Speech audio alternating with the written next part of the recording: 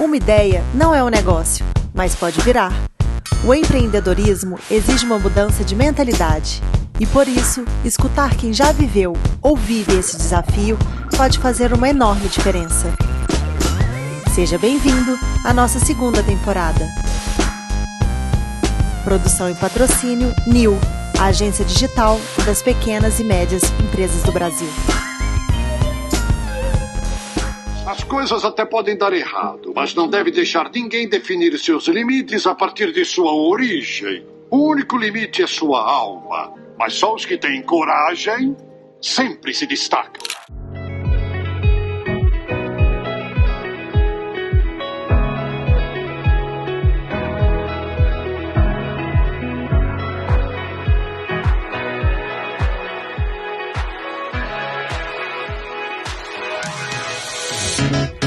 Está começando agora o 10º episódio da segunda temporada do Faça Parte do Futuro. E hoje, de novo, estamos em 3. Carla está aqui comigo. Oi, Carla. Olá, bom dia. Tudo bem? Tudo ótimo, graças a Deus. Para me ajudar aqui a conduzir essa conversa hoje com a Cá Morandi. Oi, Cá, tudo bem? Olá, tudo bem? Obrigada pelo convite, Vinícius. Bem-vinda, Carla, para o papo também. Obrigada. O prazer é nosso te ter aqui. A Cá é uma pessoa que eu tive contato recentemente, né, Cá? Mas acho que a gente já trocou um bocadinho.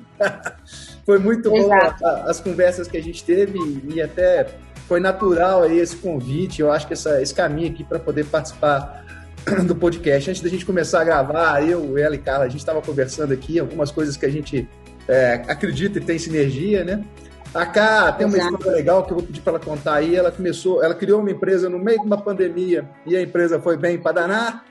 A empresa está e que tem uma missão que eu acho super legal, principalmente eu que sou desse segmento aí, de unir marca, empresa, veículos de comunicação, estruturar esse caminho que a gente que é do meio sabe que é tão difícil, sabe que as empresas sofrem muito, as agências sofrem muito. E essa relação com os veículos também, às vezes, é um pouco confusa, e ter alguém para orquestrar isso tudo como a Cá tem feito na Bidan é bem legal. Carla, se apresenta aí, por favor. Bom, obrigada, Vinícius. Bom, vou contar um pouco sobre mim, né? Sou a Cá e sou uma empreendedora da pandemia. Literalmente, a pandemia, né? Apesar de todos os malefícios, para a gente foi um momento muito oportuno de empreendedorismo, porque a gente percebeu o movimento no mercado, as necessidades das marcas de encontrar novos caminhos, né, de continuar se comunicando, de digitalizar muito mais rápido as suas ações e encontrar novos parceiros, né, de marketing, outros canais de mídia, para que pudessem fluir, né, melhor, tanto nos seus negócios, nas suas vendas, ou da mesma forma que algumas conduziram isso de uma forma mais humana, até, né, não só focada em vendas, mas tipo colaborar naquele período. Mas contando um pouco sobre mim antes desse momento, eu sempre vim da área de negócios, sempre fui apaixonada por vendas, né? Algumas pessoas podem me achar até louca por isso, mas sim, vendas é uma das coisas que sempre me motivou e é onde eu me encontrei. E passei muito por trabalhar com vendas de serviços e com vendas de tecnologia. Então, basicamente, essa foi uma formação dentro da indústria criativa. Fiz faculdade, fiz 2 MBAs, e aí no mestrado foi aonde eu trouxe um pouco também de teoria e muito mais de conceito sobre a indústria criativa e as dificuldades de fato que elas tinham em gerar negócios e buscar novos mercados e explorar isso de uma forma que rentabilizasse de fato as suas ideias. E eu já estava trabalhando na época como executiva de canais na Resultados Digitais, hoje é RD Station, né, que foi recentemente comprada pela TOTUS. E lá eu liderei uma operação com mais de 2.800 agências, assessorias e consultorias no Brasil e na América Latina. Então, deu uma experiência muito clara da dificuldade das agências em gerar negócios ou ter um raciocínio de captação de negócios mesmo estruturado ou que, de fato, conseguisse trazer uma previsibilidade de receita para esses negócios, né? Sempre foi uma indústria muito reativa, né? Então, ela sempre esperava que algumas coisas acontecessem.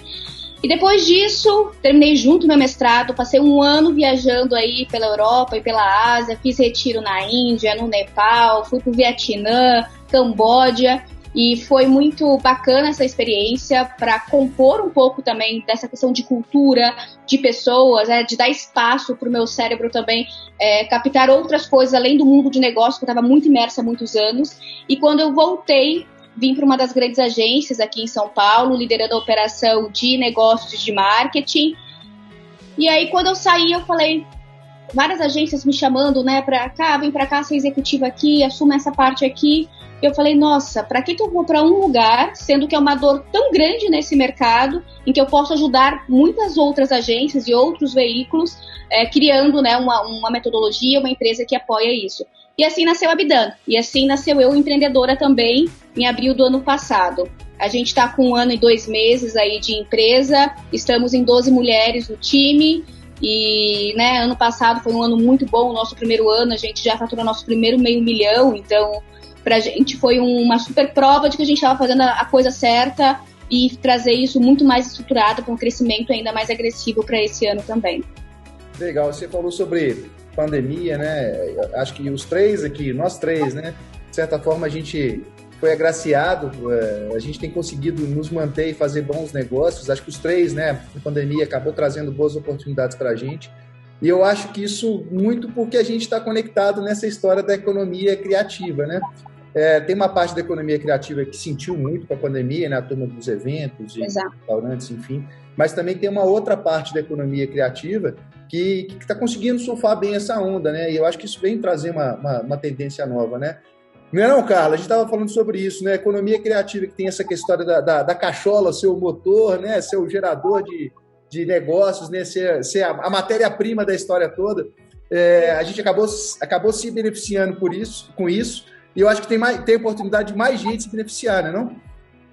O quanto é importante, né, a gente sair um pouco da caixinha, porque eu acho que são nas crises e nos maiores desafios que a nossa mente mostra o seu potencial de desenvolver coisas novas e diferentes. Eu acho que quem está conseguindo ter esse mindset em relação à economia, em relação ao trabalho, em relação à maneira como se posiciona com o mercado, está conseguindo pensar diferente e se destacar como a empresa da Cá está mostrando, né, Cá?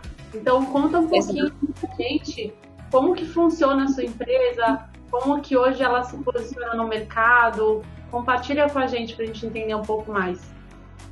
Perfeito, e concordo muito com você, Carla, que o caos sempre ajuda, né? Historicamente, o caos que aconteceram em todas as histórias fizeram com que a gente evoluísse como sociedade, né? E como pessoas de uma maneira geral, e eu acho que essa pandemia, ela trouxe esse aprendizado. Eu acho que em nível pessoal, em nível profissional, acho que fez a gente repensar sobre muitas coisas. E até num trabalho muito mais colaborativo, que antes a gente não tinha, né? Antes tinha aquela concorrência de empresa por empresa, e quantas empresas, né, criaram seus collabs aí e fizeram coisas fantásticas com o mercado, né? Claro, construindo marca o tempo todo, mas de alguma forma trazendo algum benefício para a sociedade, né? Então acho que isso foi um aprendizado gigantesco que a gente pôde ver.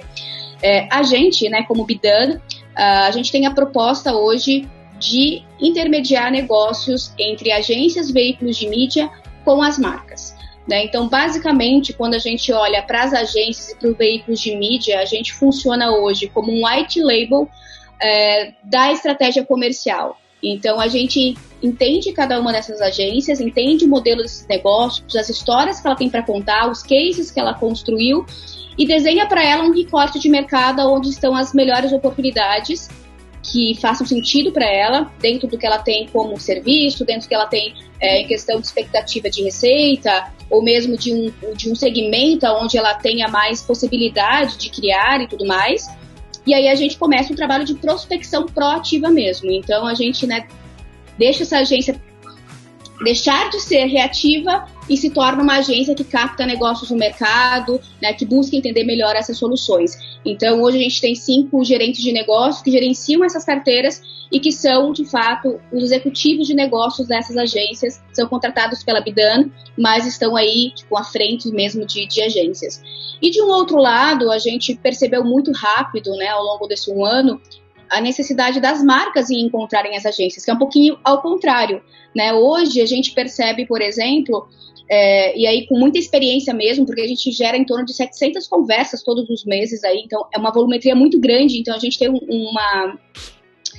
uma referência muito boa para trazer isso, da dificuldade que as marcas têm de contratar uma agência. Pode ser simples, eu sei que existem aí, tipo, muitas agências, né? Tipo, só aqui em São Paulo a gente está falando de quase 3.000 agências.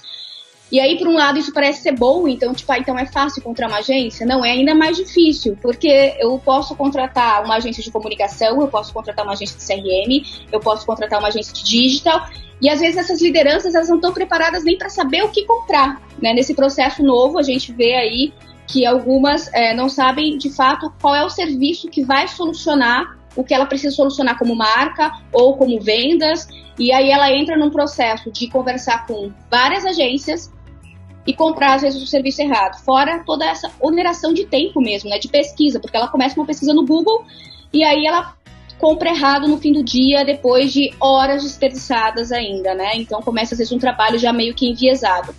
E aí a gente começou a trabalhar um serviço novo esse ano, que é pegar essas marcas, ajudá-las a construírem o briefing, deixar mais claro realmente quais as dores que ela tem, ou qual o objetivo de negócio, ou metas que ela tem para aquele ano, e dizer, olha, você precisa de tal serviço, ou você precisa de uma agência com esse serviço, ou você precisa de 3 agências, porque a gente precisa olhar de uma forma mais macro essa estratégia.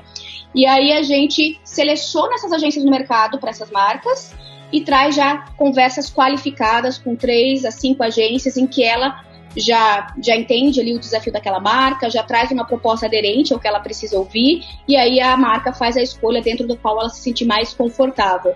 Então, basicamente, a gente está onerando o tempo, de um lado, para as marcas e trazendo mais eficiência nesse parceiro e nessa contratação, e para as agências a gente está resolvendo ainda a dor dela, que é gerar um lead qualificado, que é gerar um bom negócio, que é onde ela também tem uma dor. Então, basicamente, é isso que a gente faz no dia a dia.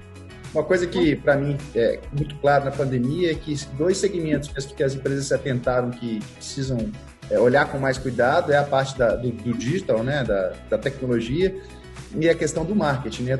As pessoas agora, as empresas, né, os empreendedores tomaram consciência de que precisam se apresentar melhor, se posicionar. E eu vou te dizer, não tem coisa mais difícil do que comprar marketing hoje, né? Porque você vive um mundo transbordado de ilusão, né? De mensagens cheias de ilusão, e que muitas vezes não é assim que funciona o digital não é assim.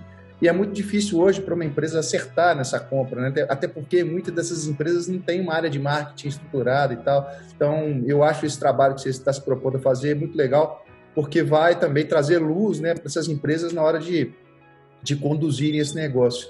Ô, cara, mas tem um negócio que a gente estava falando aqui antes, né? Que você, no seu mestrado aí, está estudando economia criativa, né? Eu achei isso super legal. E tem uma história que eu fiquei sabendo aqui, que esse termo, indústria criativa, foi surgir lá no meado dos anos 90. Parece que foi na Austrália, mas no lugar onde que essa história ganhou mais força foi no Reino Unido, quando o Blair assumiu, né? Parece que o país estava vivendo um caos e o Blair queria achar uma solução para a história, criou um grupo multidisciplinar, chamou lá ministros, empreendedores e não sei o que, falou, turma, como é que eu resolvo isso aqui?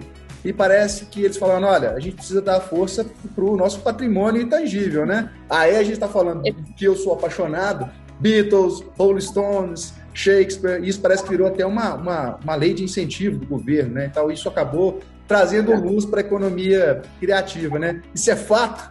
Você chegou a estudar isso lá no seu mestrado? Isso é fato. Sim, começou no Reino Unido, mas a Europa, na verdade, ela foi como assim, o grande berço, digamos, de olhar a indústria criativa como uma possibilidade de receita mesmo dentro do PIB, que antes não era nem olhado, né? Então, obviamente, né, quando a gente olha para a Europa, faz muito sentido que começa por lá. Tem toda a questão histórica e cultural da Europa, né? Para quem já visitou alguns países lá, todo o acesso que a gente tem em relação à história, à cultura, à arte, né? Eu sou apaixonada por Viena especificamente, porque eu acho que é uma história fantástica de cidade, né? Que toda a história dela não vem da guerra, vem de toda essa questão cultural. E ela começou a ser percebida exatamente na década de 90 como uma possibilidade de contribuição mesmo para a sociedade em relação à receita, sabe? A gente começar a pensar nisso primeiro internamente, nos mercados internos, mas depois mesmo como exportar a criatividade para outros países, isso virar, né, parte aí do nosso comércio como um todo, né? E não na parte ruim, eu acho isso. Eu acho que isso justamente deu palco para que muitas profissões que antes não eram valorizadas, né, ou eram percebidas como menos importantes, vamos dizer assim, ganhassem uma relevância incrivelmente importante dentro de PIB de diversos países, assim. Então, tem um lado muito bom, que é justamente a gente teve mais acesso à cultura. Os criativos tiveram um espaço mais importante dentro da economia e tiveram mais espaço para discussão e pensamento de negócio nisso tudo também. E a gente foi, ao longo do processo, né, então, tipo, a gente fala, obviamente, de músicas, né, de cantores, de bandas, que eu acho que foi o que movimentou muito o Brasil também, desde a década de 70, né, para cá. Então, a gente não olhava o quanto que esses shows, né, os festivais, o quanto isso gerava de receita, e era uma receita gigantesca. E hoje ainda né, que nem eu falo, a própria pandemia, dando um salto para 2020, como a cultura nos salvou, né? Como a arte nos salvou nesse processo de estarmos isolados e, tipo, as lives, né? Tipo, já trazendo a tecnologia hoje, né? Foram fundamentais para que a gente, né, conseguisse interagir, tivesse acesso a músicas, tivesse acesso a várias feiras online que eu participei, né? Então, muitas coisas aconteceram, né, tipo, ao longo desse período dentro da indústria criativa. E a minha pesquisa, na verdade, né, eu já finalizei ela. Eu defendi ela em 2018, então já se passaram 3 aninhos, mas ainda está reverberando bastante artigos por causa disso, né? Porque eu acho que ela não tinha ainda uma base teórica muito forte. Então eu acho que isso dentro das faculdades, das universidades agora está ganhando uma relevância maior, está tendo mais repertório para ser discutido de uma forma teórica mesmo, mas o que eu posso trazer é que eu trouxe já um perfil de tecnologia nisso. Então, quando eu fui fazer a minha pesquisa, além de trazer tudo isso, né, como construção do que eu queria trazer como ideia, porque a gente precisa resgatar tudo isso para construir uma ideia, né? Então, tipo assim, olha, por que eu tô falando sobre isso? Então, foi buscar. Mas, basicamente, eu pesquisei sobre empresas de tecnologia, né, com base tecnológica, e separando aquelas que tinham a criatividade como um core e as que não tinham. Então, de um lado, a gente trabalhou as empresas que eram de gamificação, empresas em marketing, produtoras, então, que já usavam tecnologia, e de um outro a gente pegou empresas que trabalham com gestão, contabilidade, então, que são serviços um pouco mais legislativos, que tem várias outras questões aí bem importantes, né, fiscais, enfim, que acabam deixando isso um pouco mais complexo.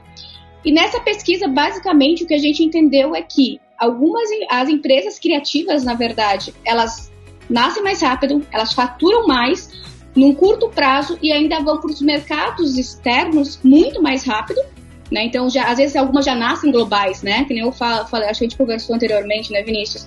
A gente falou até sobre teoria de Born Globals. São empresas que elas nascem aqui em São Paulo hoje já vendendo para a Alemanha, né? Ela nem vende para o mercado brasileiro, ela já nasce, né, vendendo para um outro mercado. E além disso, pela questão da criatividade, então elas acessam mais rápido outros mercados e conseguem capilarizar mais rápido também. Então, tipo, eu já vou para a Alemanha e daqui a pouco eu já estou vendendo no Japão, na China, né, na Europa, e o mercado brasileiro às vezes nem tem acesso à tecnologia ou ao trabalho que eu estou fazendo. Então, tipo, a criatividade tem um poder gigantesco somado à tecnologia que a gente nem imagina, e que essa pesquisa acabou dando base e voz também é um pouco sobre a importância da criatividade aliada à tecnologia. Incrível. É incrível ver o quanto a gente pensar diferente faz a gente se destacar, né? Antes eu acho que isso não era tanto falado. Quando eu comecei há 15, 16 anos atrás a falar de mercado criativo, de pensar fora da caixinha, todo mundo ficava assim, nossa, mas como assim? E hoje, cada vez que a gente fala com novos empreendedores, até empreendedores que estão há tempo no mercado, falam o quanto isso é forte, né? É muito bom. E uma coisa que eu fiquei curiosa de saber, a tua empresa, Ká, ela atua especificamente para um mercado de empresas maiores, menores, média? Como funciona? Hoje a gente atende agências, desde agências pequenas, porque tem mercado para todos, né? Então, tipo, a gente tem de um lado uma pequena empresa que precisa de marketing, como a gente tem uma mega empresa, uma multinacional que também precisa encontrar um parceiro de marketing. Então, hoje, o que a gente separa aqui dentro é um pouco dessa estrutura. É quem que está olhando para conversas que são muito mais robustas, que existe uma complexidade de projeto muito maior, né, porque envolve planejamento, envolve mídia, envolve criação, né, que aí são coisas bem mais complexas de discutir, de defender, né, que nem eu falo assim, é vender a ideia, e aí é vender o intangível para essas grandes marcas, né. Hoje a gente consegue se sustentar muito mais com serviços, com tecnologia, né, com dados que a gente não tinha antes dentro do marketing. Hoje, pelo menos, a gente tem isso como uma referência, mas a gente tem também pequenos negócios que estão ali precisando se colocar agora no digital, ainda é o começo com o site, ainda é aprender uma geração de vendas, né, digitais. Então, a gente pega todo esse mercado, a gente se organizou para atender ele de uma maneira maior, assim, e mais ampla também, porque a gente não quis excluir, né? Eu acho que a gente tem que incluir. E aí é um mercado que está tão necessitado, né, de tudo, tanto os grandes como os pequenos, que eu acho que faz sentido a gente se organizar como estrutura para atender esses dois públicos. E aí é muito bacana até falar aqui sobre o que a gente tem encontrado de conflito de gerações quando a gente olha para marketing, né? Então, hoje a gente vê os dinossauros aí do marketing, no bom sentido, né? Os dinossauros que eu estou usando, mas são aquelas pessoas que vêm de um marketing muito tradicional, né? Compraram uma publicidade sempre muito antiga e sempre o mesmo tipo de publicidade, a mesma maneira de comprar e de fazer as coisas, e que tem uma dificuldade tremenda de falar de marketing digital, de falar sobre BI, de falar sobre dados, de falar sobre CRM. Então a gente precisa educar essas pessoas o porquê que elas precisam agora pensar nisso, e ao mesmo tempo a gente vê as jovens lideranças de marketing com seus 30 anos dentro das startups aí, que já vem com um pensamento totalmente digital, e aí começam a perceber que precisam aprender sobre branding, que precisam entender sobre comunicação, que precisam entender que não é só performance, também tem mídia, também tem produção, existem outras coisas que compõem uma estratégia de marketing mais forte para essas marcas também.